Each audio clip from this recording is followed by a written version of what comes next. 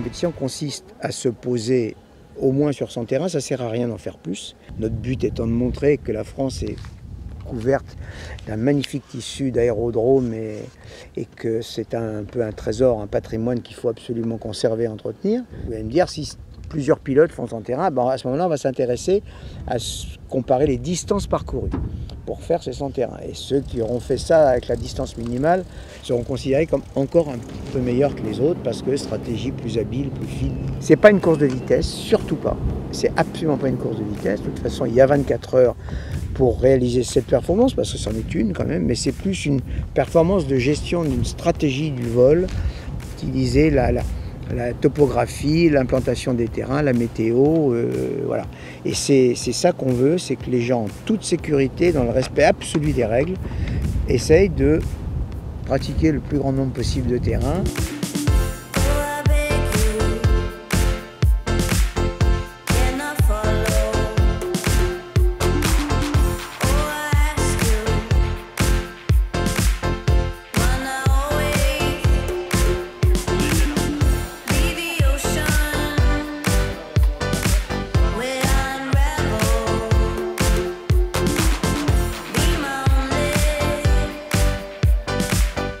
On ne prend pas ça comme une compétition en tant que telle. En fait, l'objectif initial, c'est d'abord de montrer le savoir-faire de l'armée de l'air. On est tasqué sur cette mission entre guillemets, voilà, pour montrer le savoir-faire et notamment des instructeurs pilotes de l'armée de l'air, puisque nous on est tous instructeurs pilotes en fait.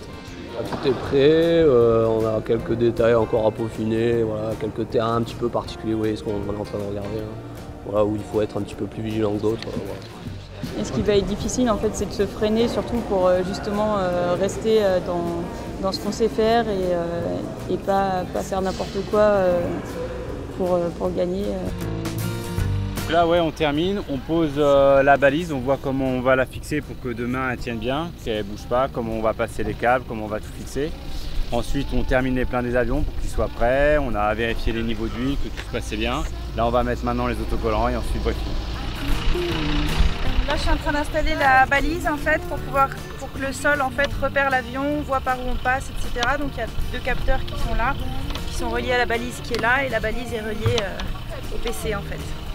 On est prête, on n'est jamais assez prêt mais en tout cas on a fait ce qu'il fallait. Il nous reste encore pas mal de boulot d'ici demain, mais bon, on croise les doigts. 6 pilotes engagés.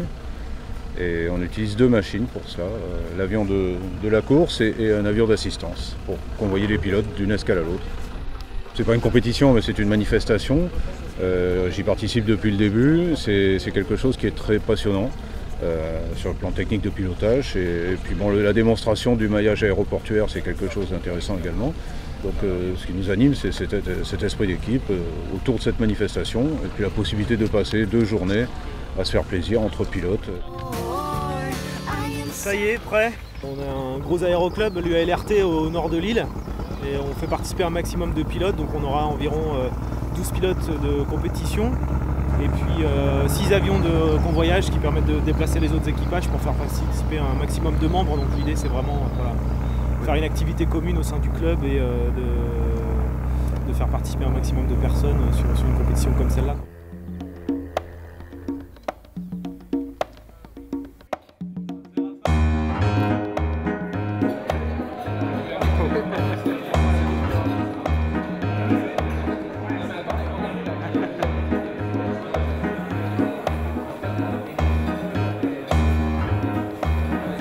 Someone up on that wall is just going to spend the night with my girl. That's what I'm talking about. That's why I'm gonna blend this child wall between. Alors on était assez inquiets hier soir car les prévisions météo n'étaient pas très bonnes. On nous donnait du plafond extrêmement bas sur la Bretagne et puis finalement il ne fait pas si mauvais que ça. C'est du temps de breton, c'est-à-dire du mauvais temps de VFR. Donc les conditions sont réunies pour que le coup d'envoi du défi 124 version 2014 soit donné. Maintenant dans un petit peu moins de 45 minutes. Il va falloir justement rester dans des conditions VFR, de vol à vue. Ça va être surtout compliqué durant la nuit parce qu'on aura une formation orageuse donc de Cunimbe. Donc il va falloir contourner sur certains terrains qui étaient prévus finalement ne pas y aller, surtout Massif central, région Rhône-Alpes et peut-être un petit peu le sud dans la région sud de Poitiers. Mais ça va être intéressant à suivre. Tous les concurrents initialement avaient prévu de partir vers le sud.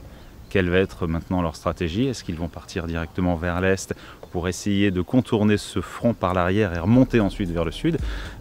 Affaire à suivre dans quelques minutes. Maintenant, il n'y a plus qu'à démarrer l'avion.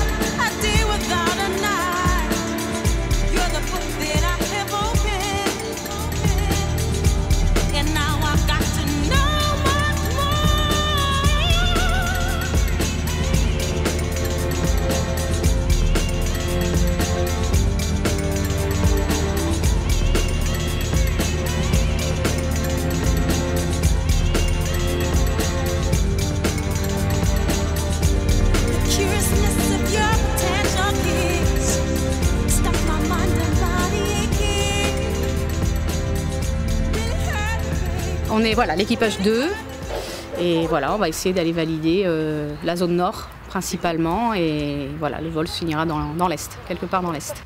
Donc on est parti pour effectuer une vingtaine de touchés sur le tronçon.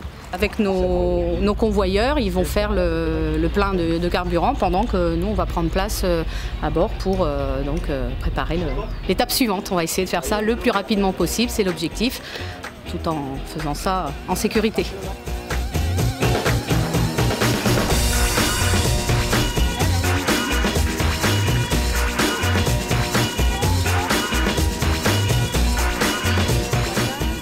Minutes d'avance.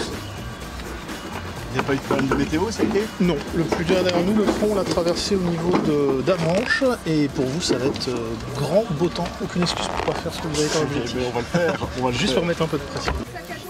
Objectif atteint, on devait en faire 19, on les a fait, on a livré l'avion avec 10 minutes d'avance, donc ce sera d'autant plus facile pour les collègues derrière. Ouais, c'est le temps de gagner, la météo sur la suite étant incertaine, surtout dans le sud, on verra un peu ce que ça va donner, mais voilà, en tout cas nous on est satisfait, l'option choisie était bonne.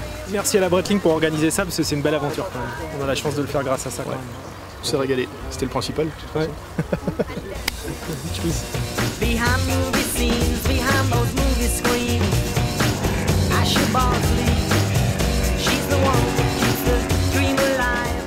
Chaque avion embarque un GPS qui envoie ses coordonnées constamment à un serveur qui centralise tout ça.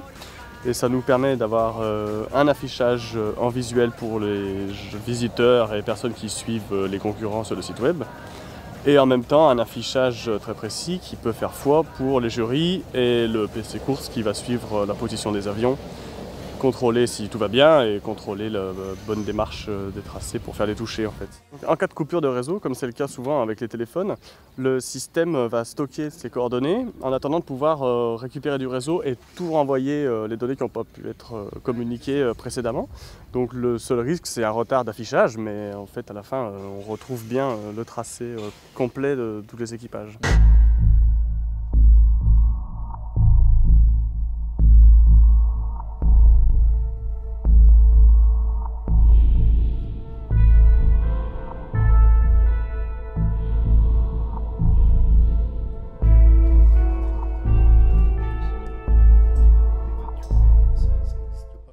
coup, vous êtes planté à Carcassonne, voilà, je vais dormir à Carcassonne. C'est une mauvaise stratégie. Ils n'ont pas lu ce qu'il y avait sur le site internet. On avait donné un certain nombre de stations où ils pouvaient avitailler avec BP. Et puis là, ils se sont retrouvés effectivement sur un terrain où il y a du BP, mais la station n'était pas sur notre liste à nous. Donc ils ont essayé leur badge et ils ont dit pourquoi ça marche pas? Carcassonne n'est pas sur notre liste BP, donc ils sont plantés à Carcassonne puisqu'ils n'ont plus une goutte de pétrole et qu'il n'y a personne à 22 h sur le terrain de Carcassonne. Donc ils vont attendre demain matin pour repartir. Ils vont dormir, c'est bien. Mais c'est plutôt amusant, ils sont posés, ils sont en toute sécurité, ils vont se reposer et puis ils essaieront demain matin en se levant très tôt, si le pétrolier est là tôt, de faire Carcassonne tout sûr en essayant de faire un maximum de terrain, mais pour eux c'est mal barré.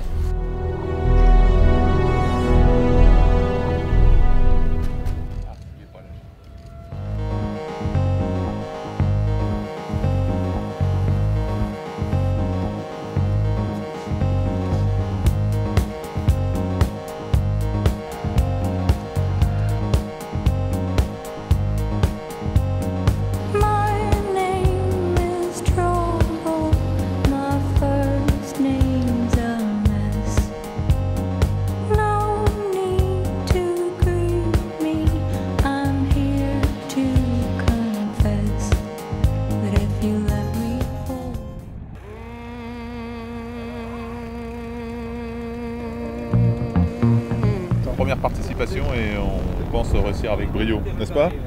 On est fiers de nous. C'est intense, il y a eu 24 heures au taquet avec toute l'équipe et plus la préparation qui est super sympa, donc c'était vraiment un plaisir de participer. Et le fait d'être tous soudés, tous ensemble à travailler, c'est ça qui nous a fait au moins terminer la course. Ouais. Puis le grand plaisir qu'on a, c'est que les jeunes qu'on a emmenés, ils ont pris leur pied, quoi. Ils ont pris leur pied, c'était génial. Ils ont appris plein de choses et des anciens comme moi, on sait des choses, on sait les faire, mais on se fait plaisir quand on fait savoir. C'est une expérience à vivre une fois voilà, que du bonheur. Tout s'est bien passé et l'objectif sécurité qui était notre premier objectif est rempli pour nous. Voilà, on n'a pas fait sans terrain, on est super déçus, mais on arrive en bonne santé ici, c'est l'essentiel, et dans les conditions réglementaires. Voilà.